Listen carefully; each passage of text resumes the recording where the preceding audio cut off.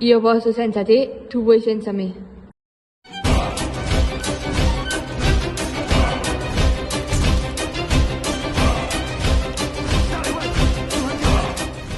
La storia dell'umanità è stata spesso plasmata da conflitti, guerre e disuguaglianze, ma in mezzo a queste sfide emergono individui straordinari che hanno lottato per la pace, l'uguaglianza e l'indipendenza.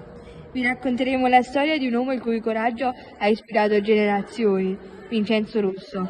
La sua vita è un esempio vivente di come un individuo possa fare la differenza in un mondo segnato dalla divisione e dal conflitto.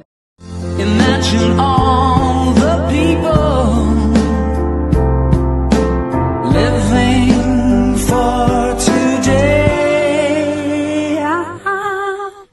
Vincenzo Rosso, nato a Palma Campania nel 1770, fu un sostenitore dei principi giacobini durante la Rivoluzione francese. Laureato in medicina e giurisprudenza, fuggì in Svizzera e a Roma per evitare le persecuzioni borboniche. Collaborò con la Repubblica Romana e cercò di estendere la Repubblica nel sud Italia. Venne arrestato e giustiziato a soli 29 anni nel 1799.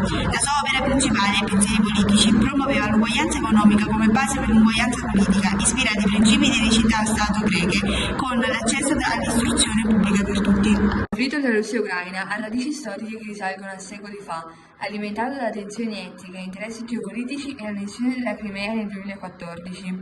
Nel corso degli anni ha attraversato varie fasi con combattimenti e negoziati.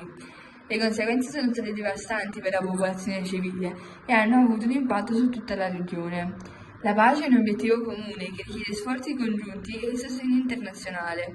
È importante lavorare insieme per un futuro migliore.